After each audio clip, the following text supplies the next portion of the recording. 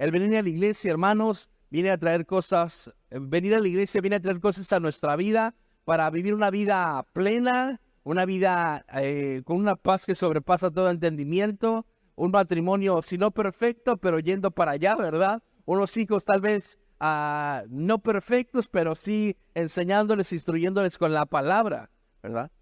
¿Cuánta importancia tiene que nuestros hijos sean instruidos en los valores y en el temor de Dios, ¿verdad?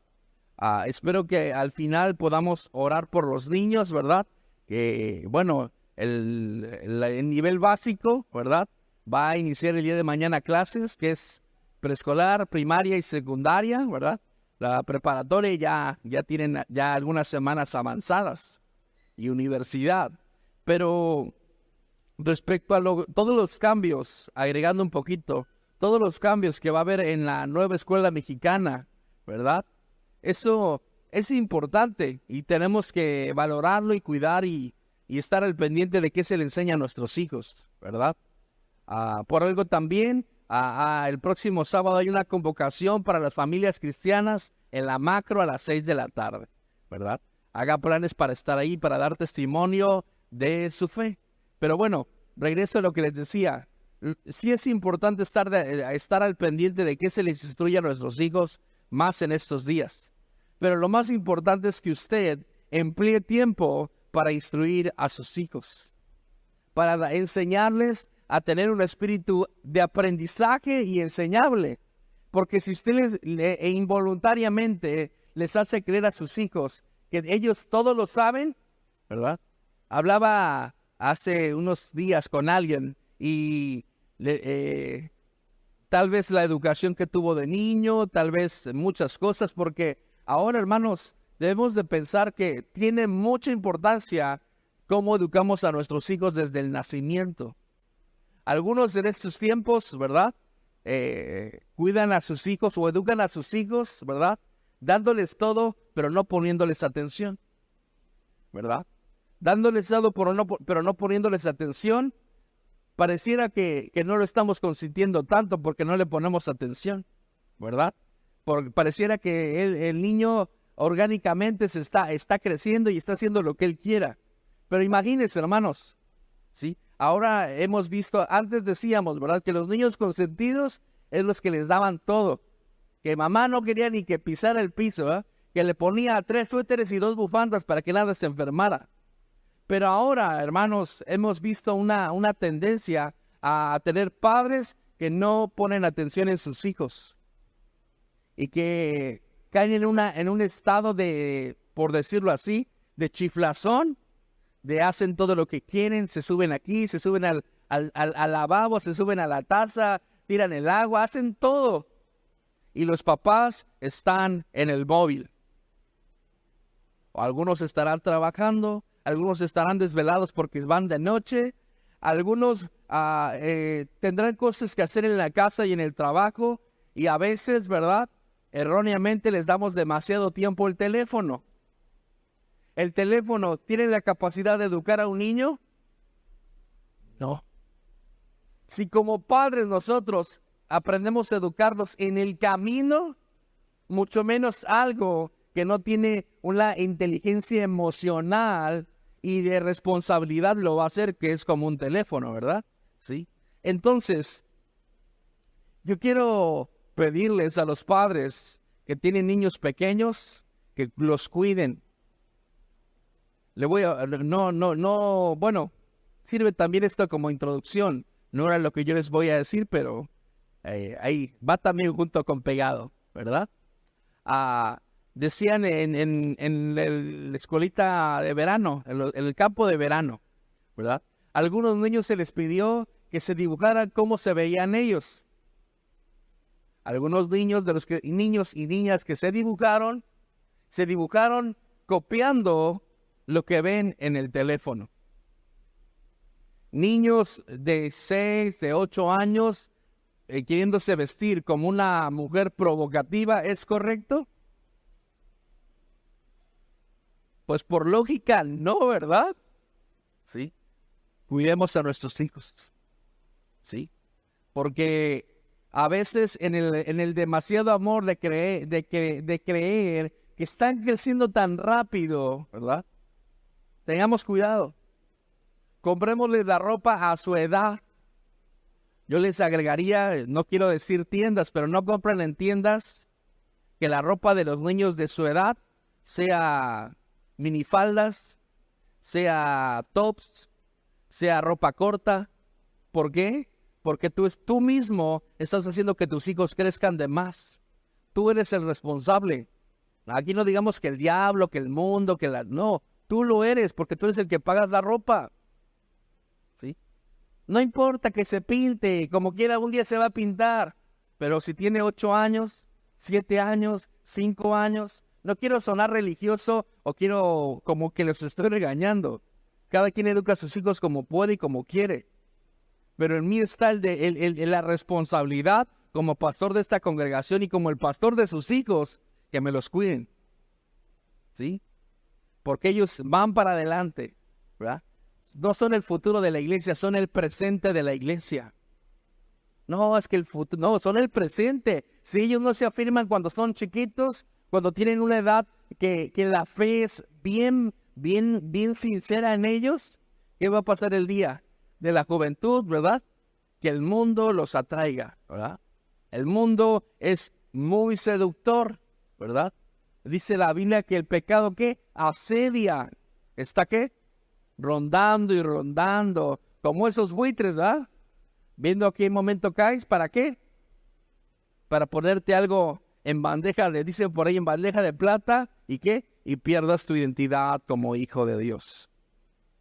Por eso hoy quiero hablarle acerca de nuestra meditación del día de hoy. Se llama Derribando el espíritu impenitente. Y esta palabra, vamos a ver qué se refiere. No es una palabra inventada, lo tiene la versión 60 de nuestra Biblia, ¿verdad? Y vaya por favor al libro de Lucas, capítulo 10, versículo 13 al 16. Derribando el espíritu impenitente. Te voy a decir el día de hoy por qué no has podido cambiar. ¿Por qué hoy te aferras a una actitud y a una forma de ser que no ayuda siempre a tu crecimiento?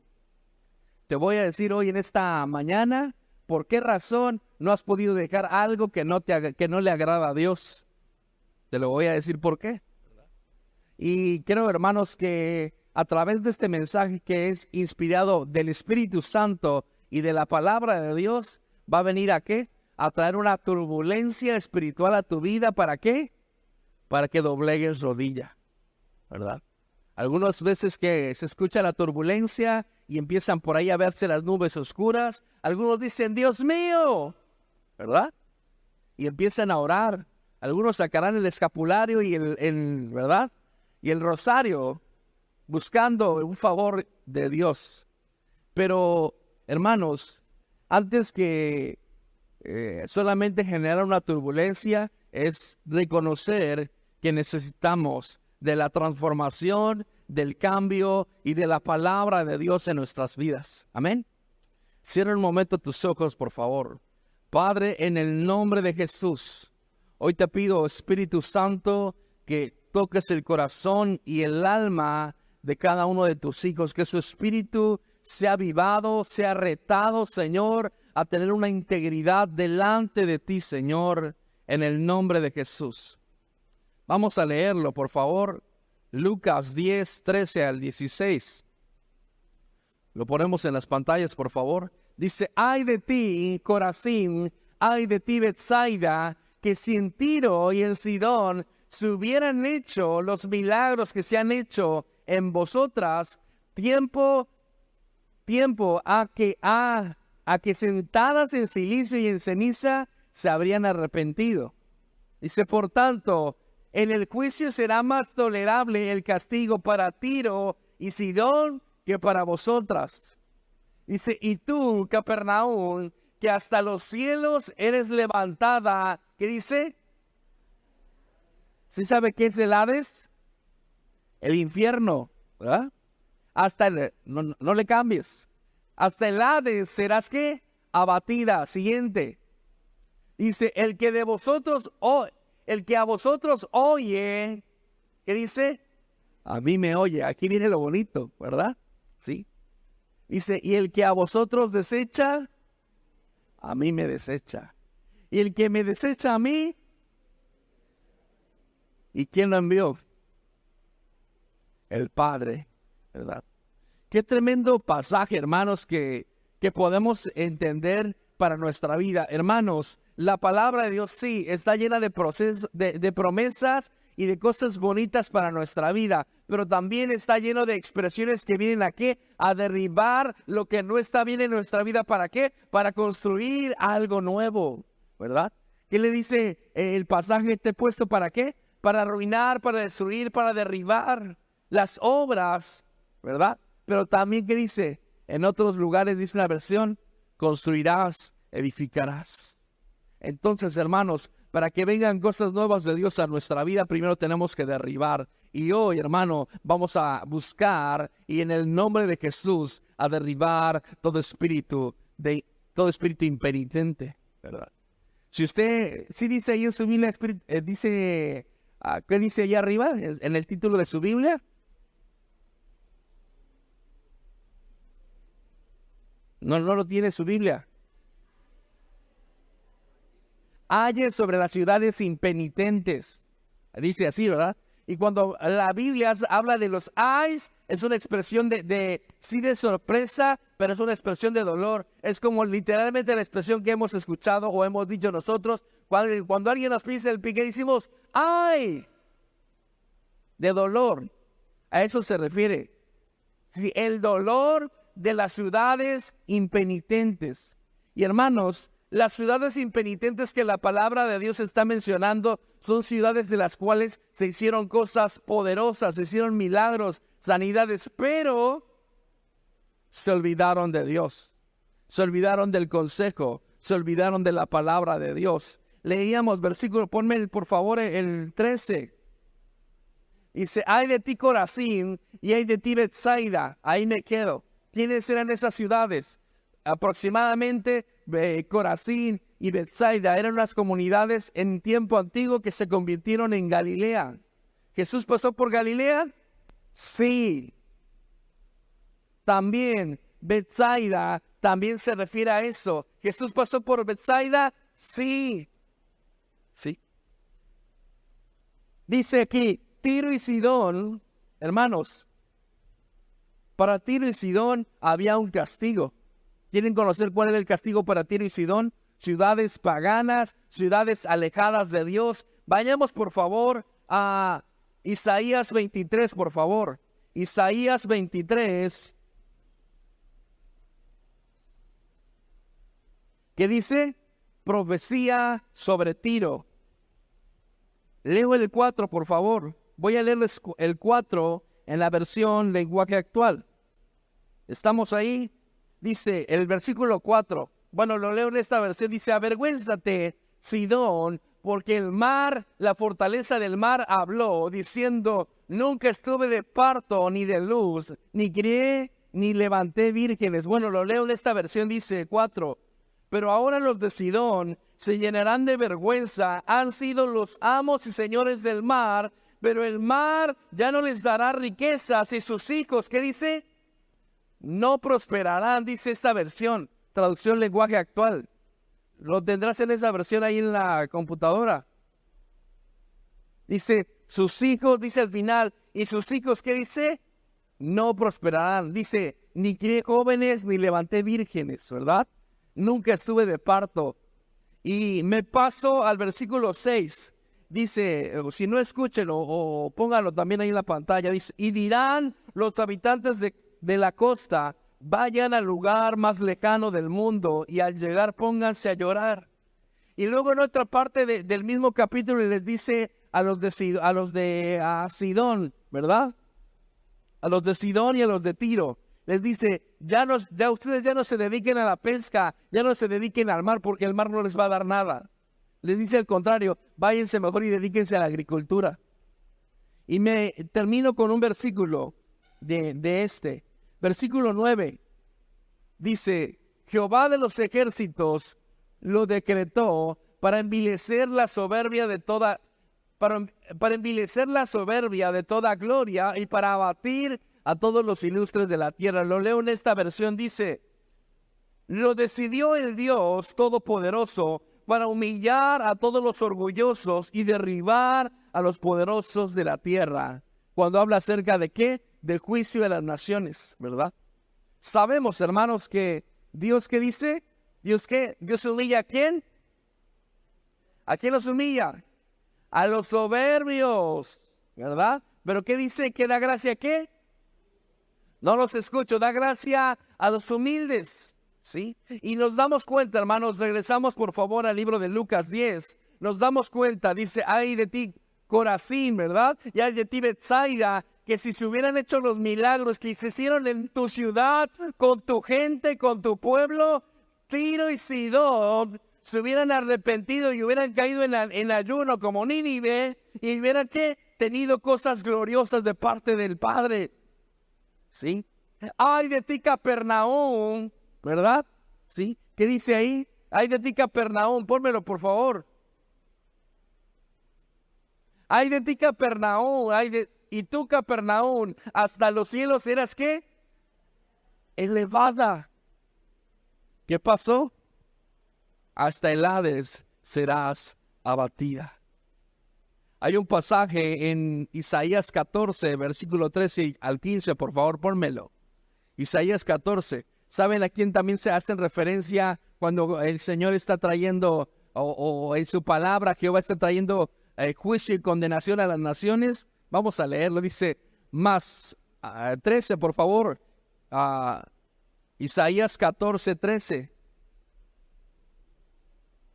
Ponme el 12. ¿Cómo caíste del cielo, oh lucero, hijo de la mañana? Cortado fuiste por tierra, y tú que debilitabas a las naciones.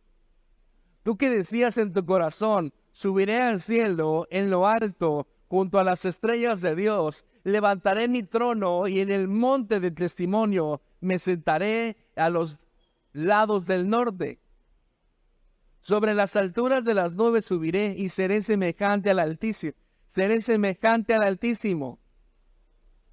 Dice: mas tú derribado eres hasta el Seol, a los lados del abismo. ¿A quién se le estaba refiriendo a esto? A Satanás, llamado también Lucero, ¿verdad? Nos damos cuenta, hermanos, cómo a través de los ayes de la palabra de Dios en el Antiguo Testamento y ahora que se pronuncian en el Nuevo, ¿verdad? Dios tiene un juicio para las naciones. Pero lo más sobresaliente de esto es que el Señor está reprochándole la falta de fe a ciudades que tuvieron avivamientos. ¿Qué quiere decir esto? Bueno, tal vez usted dirá: pastor, ¿y eso qué tiene que ver conmigo? Lo que podemos aplicarnos a nuestra vida es que el Señor nos puede reprochar las bendiciones que nos ha dado y nuestra falta de fe de buscarle. Hola, ¿verdad? Lo que el Señor puede decirnos con esta historia es que yo ya hice cosas poderosas sobre tu vida. ¿Por qué estás todavía dudando o creyendo o poniendo entredicho tu obediencia si yo ya lo hice? ¿Qué dice? Decíamos nosotros la semana pasada que algunos, ¿verdad?, por creer que ya saben algo, rechazan la enseñanza de algo nuevo. Algunos, por creer que ya han aprendido algo en sus años de cristiano, dicen: no, el pastor está más joven que yo. ¿Qué me puede enseñar ese pastorcito? Yo quiero decirte que yo no te puedo enseñar nada. Hablando humanamente, yo lo que vengo a enseñar es la palabra de Dios. Y la palabra de Dios tiene más años que tú y que yo, ¿verdad? Y la palabra de Dios es una espada de dos filos que entra a lo profundo de tu corazón, ¿verdad? Y que sabe lo que hay en tu corazón, sea blanco, sea oscuro, sea limpio, sea cochino, ¿verdad? ¿O no? ¿O no lo hace la palabra de Dios? Claro que lo hace la palabra de Dios. Jesús resalta la falta de fe en lugares que él consideraba de carácter sagrado, importante. ¿Saben qué pasó en esas ciudades? caminó sobre las aguas. ¿Es importante? Claro. Sanó a un ciego. ¿Es importante? Claro. Alimentó a 5,000 personas. ¿Es importante? Claro. ¿Pero qué les dice? Ay de ti, Corazín, y ay de ti, ¿verdad? Betsania, ay de ti, Capernaum, que si en Tiro y en Sidón se hubiesen hecho los milagros que se hicieron en ti, ¿ellos qué? Ellos fueran una ciudad salvada. El juicio de Dios y la sentencia de muerte que Dios había dictado para ellos se hubiera sido anulada. Y tenemos un ejemplo claro de Nínive, ¿o no? ¿Qué pasó con Nínive? Jonás, toda la historia de su rebeldía, pero fue y predicó ante Nínive. ¿Y qué pasó con Nínive? Se pusieron en ayuno, se pusieron en silencio. ¿Y qué? Y hallaron gracia delante de Dios. Amén. Entonces es una verdad. Es una verdad que si aún te has portado mal, pero decides doblegar tu rodilla al Señor y reconocerle como tu único y suficiente Salvador, Él hace algo nuevo en tu vida. ¿O no? ¿O que dicen, no, ya no me sirves? Vete.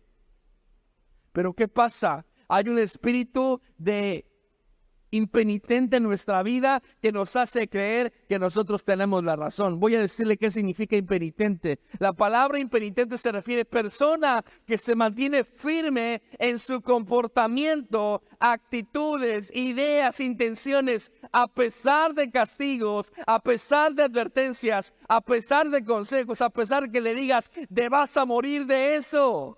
¿Qué dicen? Al cabo me voy a morir. ¿Qué dicen? Me voy a formar mi vida. Nada más tantito, esto es orgánico. Aquellas personas son unos impenitentes. Lo está diciendo la Biblia. Ciudades que se les dijo, pórtense bien, ciudades que tuvieron un avivamiento, ciudades que vieron al Hijo de Dios, ciudades que vieron milagros, ciudades que vieron cosas poderosas, que el reino de Dios se estableció en ese lugar y que se olvidaron del Señor. Hermanos, el conocimiento humano va a querer opacar el conocimiento de Dios sobre tu vida. La lógica humana va a quererte hacerte creer que si no lo ves, no es verdad. Pero quiero decirte que la palabra de Dios dice que bienaventurados son los que no vieron y qué, y creyeron. Y creyeron. Entonces, hermanos, nos damos cuenta, Betsaida, ciudad natal de los discípulos de Jesús. ¿Quién salió de Betsaida? Les digo, Felipe, Andrés, Pedro. Le pregunto, ¿usted cree que Jesús sabía que podía salir algo bueno de ahí? Claro, escogió discípulos. Le pregunto, ¿usted cree que el Señor piensa de usted que puede salir algo bueno? Claro, sí. Pero hay de aquellos, hay del día que el Señor nos diga y nos reproche nuestra inmadurez. Hay de aquellos días que el Señor nos diga nuestra falta de incredulidad. Hay de aquellos días que Dios nos agarre, dicen por ahí, confesados, y nos venga a decir, ¿por qué no obedeces? ¿Por qué eres terco?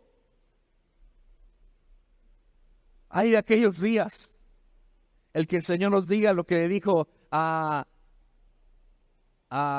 Betsaida y a Capernaum y a Galilea, que a eso se refiere, ¿verdad? Sí. Sabemos que esas ciudades estaban en la orilla, en el mar de Galilea. Sabemos, hermanos, que posteriormente estas ciudades fueron conquistadas por los romanos. Después les le cambiaron el nombre a Julius, ¿verdad? Julia. Y después, en algún momento, los judíos, ¿verdad? Le llamaron Etel, es donde ahí se llamó. Pero hermanos, que el Señor Jesucristo no se está refiriendo a una región territorial. No se está refiriendo a la tierra y a los árboles. Se está refiriendo al pueblo, a las personas. Jesús entonces cuestionaba la falta de fe, crecimiento, amor en los lugares que había habido cosas poderosas. Yo quiero decirle, hermano, que si el Señor Jesucristo juzgó el crecimiento y el fruto de una higuera, ¿qué será de nosotros? Necesitamos atesorar la palabra de Dios. Yo le dije la semana pasada que el mensaje que damos junto con son cosas importantes para la iglesia, ¿sí?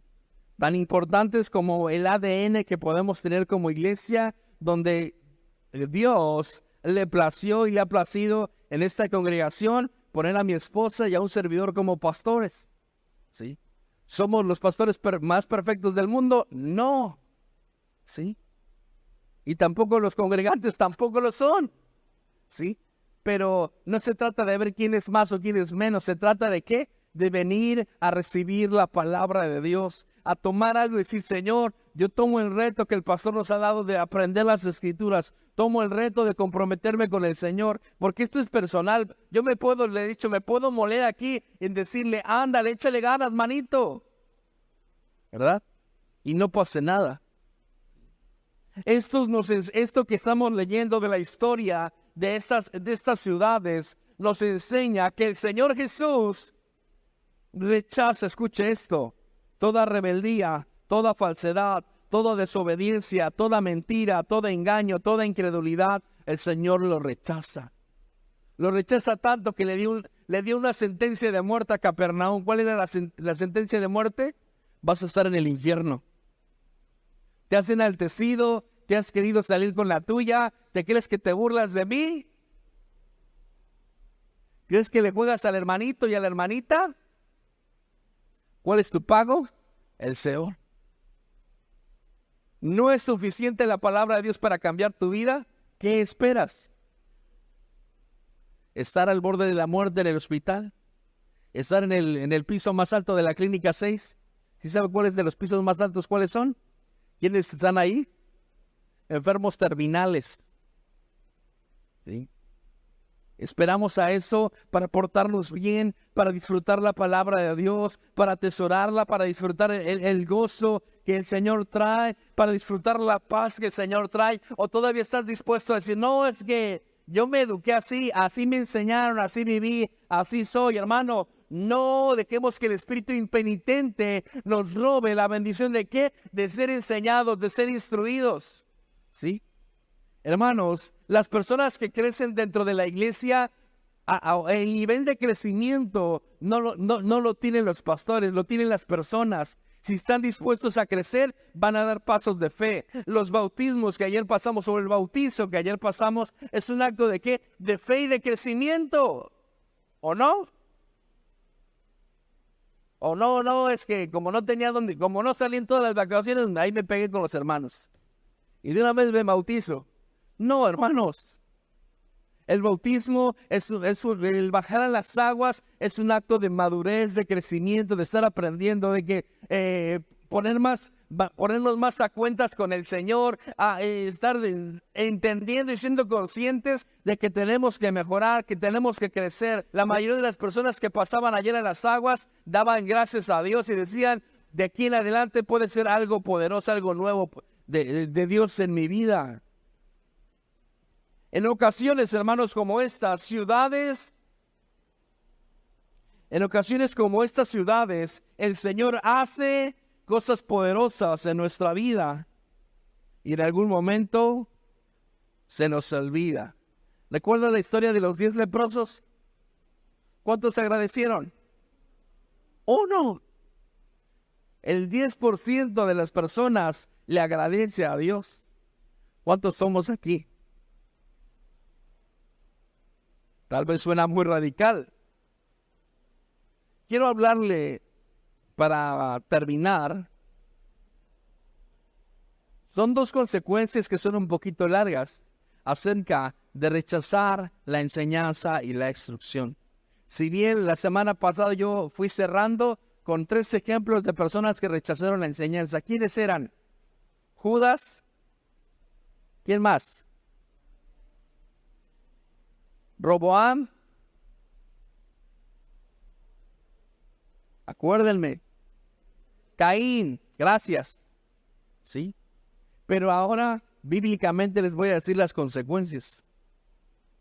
Y con esto que pareciera un regaño, no es un regaño, ¿verdad? Sí, es una exhortación en amor, ¿verdad? Vaya por favor a segunda de Pedro, capítulo 1, versículos 9 y 10. Si me ayudan con el piano, por favor.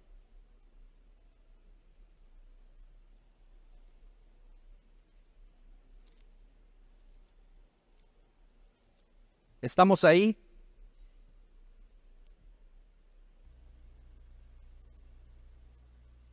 El apóstol Pedro, déjeme ver. Quiero no solamente leer el versículo, sino recordarle. Este pasaje hace referencia a los participantes de la naturaleza divina, a portarnos bien, ¿verdad? Dice,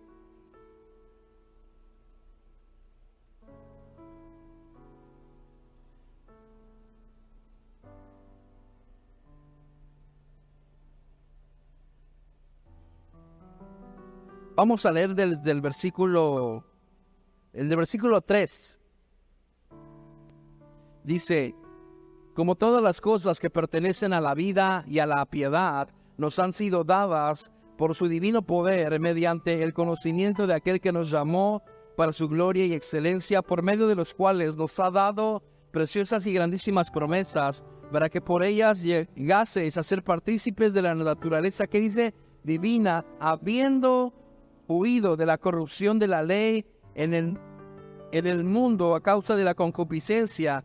Vosotros también, poniendo toda diligencia por esto mismo, añadid a vuestra fe virtud, a la virtud conocimiento, al conocimiento dominio propio, al dominio propio paciencia, a la paciencia piedad, a la piedad afecto fraternal, al afecto fraternal amor. Porque si estas cosas están en vosotros y abundan, no nos dejarán estar ociosos ni sin fruto, como en cuanto al conocimiento de nuestro Señor Jesucristo. Qué bonito se escucha eso, ¿verdad? Pero el versículo 9. Pero el que no tiene estas cosas, tiene la vista muy corta, es ciego, habiendo olvidado la purificación de sus antiguos pecados. El número 10.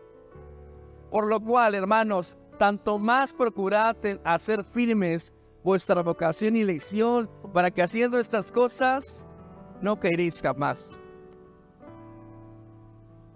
4 cosas que nos enseña el versículo 9. La vista corta. Una persona que no escucha el consejo carece de una visión del futuro. Hermanos, si nosotros no enseñamos a nuestros hijos a tener metas, a tener valores, a crecer, a esforzarse ahora que van a iniciar en la escuela, ¿qué va a pasar? Va a llegar a 6º año y ahí va a quedar tronco. ¿Te imaginas cómo va a batallar tu hijo con estudios truncos? No, pues ahí lo llevo con alguien que le enseñe un oficio. ¡Qué bueno! Pero si los estudios le pueden dar una base para ser prosperado, para ser bendecido, instruye a tus hijos que sean esforzados, que sean aplicados, que aprendan las tablas, que hagan la tarea, que estés atrás de ellos. Así trabajes 12 horas al día, tienes que hacer el esfuerzo de que tus hijos vayan bien preparados a la escuela. Dice lo segundo, trae una ceguera espiritual. Alguien que no es enseñado, alguien que no le enseña en el camino, nunca va a llegar. ¿Cuál es el camino que le tenemos que enseñar? Jesús es el camino, la verdad y la vida. 3. Ha olvidado lo que Dios ha hecho por él. Dice que ¿qué? Ha olvidado sus pecados que de su vida pasada ya le han sido perdonados. Regresa al pecado. Y por último, ha caído en oscuridad y en tinieblas. Una persona que no tiene visión, ¿verdad? hablando en el punto espiritual, está en tinieblas, está en oscuridad. El segundo punto, que es algo interesante, primer libro de Samuel, capítulo 15, versículo 23.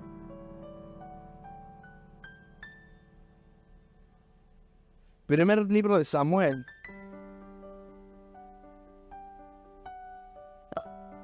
15:23.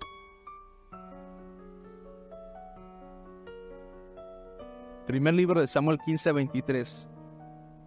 Fíjense cómo en el Antiguo Testamento se hace referencia a la falta de entender las Escrituras y a la falta de disposición de aprender.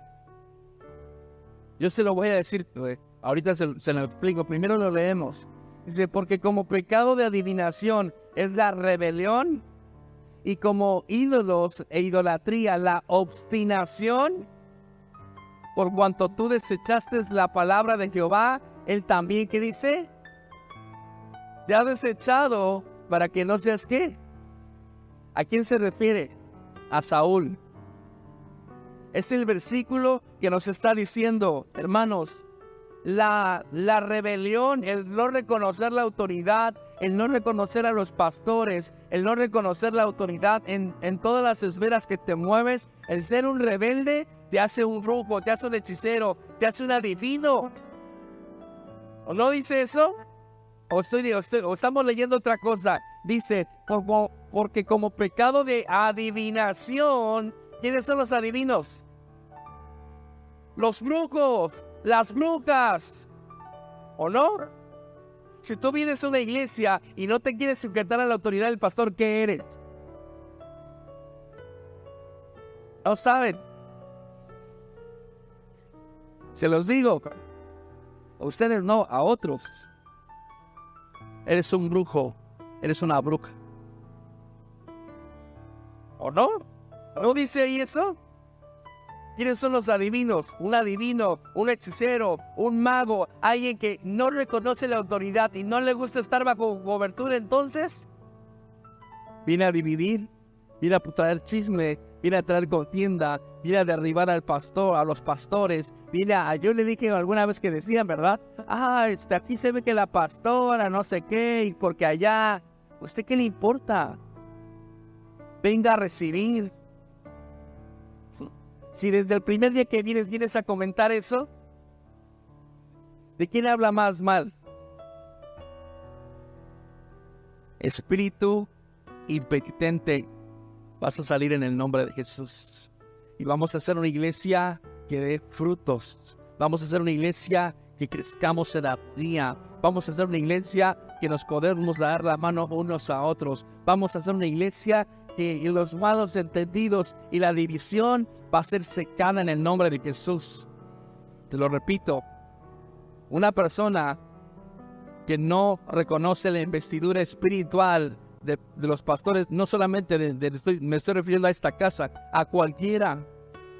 Hermanos, yo he estado en ministerios o en iglesias que la persona que es responsable de una área tal vez no tenga la preparación que yo tengo, ¿verdad? Pero eso no me eximía para yo hablarle diferente. Al contrario, lo defendíamos de otros pastores que decían, es que esta persona no estudió la escuela bíblica, pero es que, ¿qué decíamos? Él es el pastor de los jóvenes. Y aunque nosotros ya teníamos tiempo sirviendo a Dios de tiempo completo, llegué yo a esa congregación y ¿qué yo hacía? Usted es el pastor de los jóvenes. Ahora hasta estos días, él ahorita ya no trabaja como pastor y lo sigo tomando como una autoridad. ¿Sí? ¿Por qué? Porque, hermanos, la investidura puesta en los pastores, la responsabilidad no es porque, él solo se puso. No. Cuando tú te pones, no permaneces. Cuando el Señor te pone, aguantas. Aún las adversidades, aún a veces, ¿verdad? No, le repito, en ningún momento se va a escuchar como reproche. Pero aún, ¿verdad? La infidelidad de la iglesia, aguantas. Porque no eres llamado por Dios, no por los hermanos. Vamos en segunda parte. Dice, e idolatría La obstinación. Alguien que se abstiene. Alguien que dice, yo tengo la razón, así soy, así es que es un idólatra. ¿O no? ¡Ay! Los idólatras no son los que cargan a las imágenes. ¡Ay! Los idólatras no son los que ya están en esta religión del diablo. No. La Biblia nos dice que los idólatras son aquellos que están obstinados a hacer y son emberrinchados, que quieren que son personas que creen que tienen la razón, que no les alcanza lo que el pastor les dice para cambiar, que dicen, yo no le hago nada a nadie, yo puedo ser libre de tomar mis decisiones. Bueno, sí lo puedes hacer, sí, pero a todos lo que hagamos en esta tierra el Señor nos va a juzgar. Le decía yo la semana pasada que a veces uno humanamente se cansa y dice, no, ya no le voy a enviar mensajes. No, ya, si él es feliz en el mundo, diría acá en el norte que le vaya bien. Pero esta semana dije, Señor, voy a mandarle un mensaje a esa persona. ¿Cómo estás? ¿Cómo está tu familia? Él me dice, me sorprende sus mensajes. No sé por qué les sorprenden. ¿Ah? Sí. Siempre como pastores hemos estado dispuestos a ir y aún y con caras. Aún y con caras que a veces nos han hecho, ¿verdad? Y digo, ay Señor, ¿qué necesidad tengo de estar acá? Pero el Señor me dice, para eso te he llamado. ¿Qué le dijeron a Ezequiel? Sé una atalaya. Ve y predícales a un pueblo que no te van a escuchar ni te van a hacer caso. ¿O no? Si he leído Ezequiel, hay que leerlo. ¿Sí? Hermanos, la obstinación habla acerca de la necedad o la terquedad, en pocas palabras. El creer que tienes la razón. ¿Verdad? Platicaba con un matrimonio la semana pasada y le decía, tú tienes un problema. Y tu problema es que en todo crees tener la razón. Y no necesita ser una persona grosera. Usted conoce personas que usted está hablando con ellos y no los dejan hablar. Usted conoce personas que le dicen, no, es que yo lo hice así. O le estás contando a alguien algo, pero ella dice, uno más. A veces decían por ahí como una anécdota, ¿verdad? Hay personas número 5, ¿ah? Que dices, tú dices 4 cosas y él dice 4 cosas, sería 2 y 2 y quedamos empate, ¿verdad? Pero no, hay personas en el mundo que dicen, pero es que esto se hace así, pero es que yo lo viví así, es que tú lo estás haciendo bien, pero no, pero yo lo hago mejor, a mí me sale más rica la comida, a mí me sale esto, no. ¿Sí? Hermanos, no seamos obstinados y no seamos rebeldes, en pocas palabras, para no decir ya lo otro, ¿verdad? Seamos de un espíritu enseñable. Si llamamos a tener un retiro y un encuentro, ¿qué tenemos que hacer? Si no hemos estado, anotarnos, ¿sí? Lo hacemos porque no tenemos que hacer, no, lo hacemos porque deseamos que usted sea tocado y transformado, tenga un avivamiento, tenga un encuentro con su Dios, trabaje las áreas que no siempre ha trabajado, trabaje las áreas oscuras de su vida y pueda que venir a luz. No hacemos las actividades porque no tengamos que hacer o porque necesitemos dinero, porque en la mayoría de las actividades ponemos, no importa, ¿sí? Hicimos hace tiempo la actividad de matrimonios y pensamos, yo dije, no, yo les voy a predicar, les voy a dar un mensaje poderoso. Pero dice mi esposa, ¿y por qué no traemos a un predicador? Trajimos al predicador. Aproximadamente tal vez fueron menos de 20 matrimonios de 250 pesos, con cena, con invitado, con postre. ¿Vale la pena invertir en los matrimonios? Claro. Imagínate que uno de los matrimonios de la iglesia están a punto de divorciarse y esa reunión les hizo caer en sí y el esposo a valorar más a la esposa o la esposa a valorar más al esposo. ¿Valió la pena los 250? Claro. Ya eso no alcanza ni para tacos, a menos que nada más vayas tú solo, ¿verdad? O tú y tu pareja o tu esposa. Pero si llevas a los niños, Eso no alcanza. Hermanos, por último, bueno, decía Lucas 10:16, el que me niega a mí, ¿verdad? Niega al que me envió. Pero aquel que me recibe a mí, recibe al que me envió. Hay una historia en Jeremías capítulo 35, hace referencia a los hijos de Recab. Los hijos de Recab recibieron la instrucción de su padre que no tomen vino, que no hagan tiendas, que no hagan nada material que les ate a un lugar, ¿verdad? Y Dios habla a Jeremías y dice: Jeremías, ve con los hijos de Recab, ve con sus hijos, ¿verdad? Hablando de la importancia y de la instrucción a nuestras familias y a la personal. Ve con los hijos de Recab y llévalos al templo. Jeremías se levanta, va y con los hijos de Recab, es capítulo 35, les dice: vénganse. Jeremías como un profeta de Dios y ellos como servidores de Dios, los hijos de Recab, van con él y Jeremías les dice, Dios le dice a Jeremías: ofréceles vino, ofréceles esto, ofréceles aquello.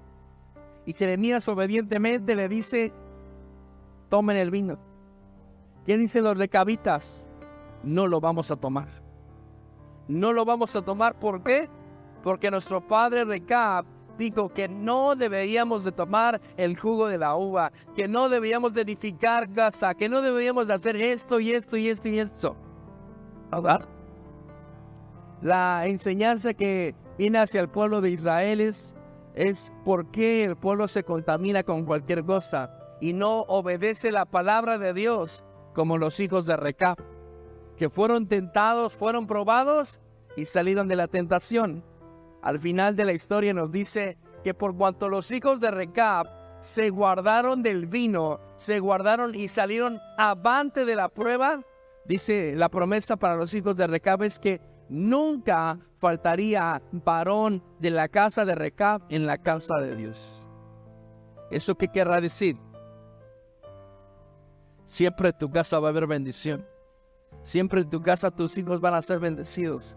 No hay mayor bendición para un padre que sepa que sus hijos van a ser bendecidos, ¿o no? ¿O no? ¿O usted quiere que batalle? Que le esté pide y pide. No. Nosotros queremos como padres que nuestros hijos crezcan, se desarrollen, aprendan, sean exitosos, desarrollen una profesión, se apasionen por su trabajo, sean bendecidos, que viajen y si nos llevan también, ¿verdad? De repente dice Marcelo: yo quiero como una de esas camiones. Digo: hijo, hay que trabajar mucho. Yo quiero esto, yo quiero el otro. Yo también lo quiero, pero no lo tengo.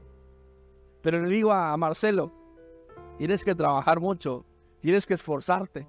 Hace rato estábamos cortando los tabloides de unas hojas para los reconocimientos y le decía: Marcelo, cuando estés grande, tú vas a hacer los reconocimientos.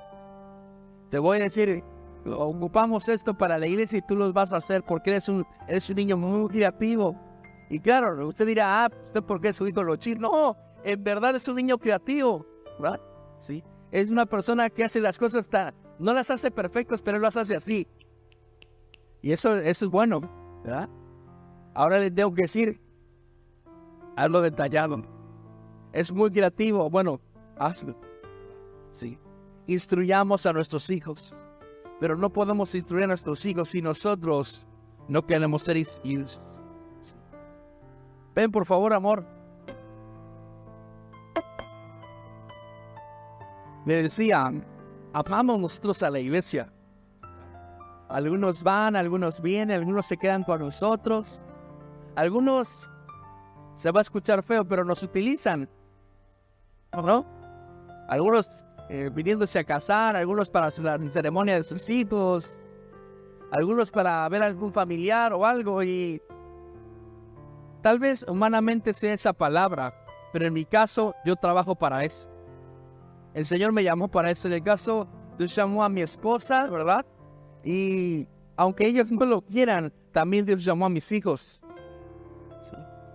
Les he dicho que a veces sus abuelitos de mis niños dicen: no me los traigan mucho en la noche, no me los no me los maltraten, cuídenmelos. Y obviamente los abuelos quieren lo mejor, ¿verdad?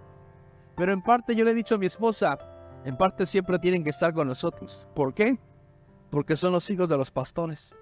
Porque tienen que ver la obra de Dios. Porque en algún momento ellos voluntariamente van a servir a Dios. Aunque yo en algunas veces yo se los pida. ¿Sí? Van a servir a Dios. Y van a veces quiere estar acá en el micrófono. No siempre está, porque no siempre se porta bien. Porque si yo le digo, no, usted saque la charola que es la hija del pastor. ¿Qué le estoy diciendo? No le estoy enseñando. En lugar de estar aquí al frente, es algo que se valora, es algo que se cuida, es algo que se busca en santidad. Y le decimos, quieres cantar, pero te estás portando mal. No vas a subir, ¿no? ¿Somos malos padres? No. ¿Sí? Le estamos diciendo, servir a Dios es con excelencia y también con un buen testimonio. Obviamente, hablamos a su edad, ¿verdad? A su edad, a las travesuras que hacen los niños. No estamos diciendo que sea una niña lo peor. No. A la edad que hacen a las cosas que hacen los niños. ¿Sí? A su edad se lo decimos, a su capacidad se lo decimos. Pero les digo, hermanos, Dios nos ha llamado a mi esposa y a mí para instruir a esta congregación. ¿Sí? Nosotros solamente somos los mensajeros para lo que Dios quiere hacer. Algunos históricamente dicen, ¿verdad?, que querían matar al mensajero porque el mensaje no les gustó. Bueno, ¿verdad? No maten al mensajero, ¿verdad? Reciban el mensaje. Reciban la instrucción. Porque cuando recibimos la instrucción, aprendemos, crecemos. Imagínense, hermanos, que usted en su trabajo le dice a alguien cómo hacer las cosas y no las quiere hacer porque no le gusta que lo manden. ¿Qué dice usted? Recursos humanos. El que sigue, ¿verdad? ¿O no es así en el mundo laboral? ¿No es así alguien que no quiere obedecer a alguien? No, en el caso de la iglesia no es así. En el caso de la iglesia, cada día le hablamos con amor, con deseos de que usted sea tocado, sea cambiado, de que usted, su familia, la pasen muy bien, su matrimonio sea restaurado, sus hijos no sean llevados por las corrientes de este mundo. Iglesia, recibamos la enseñanza. Póngase de pie, por favor.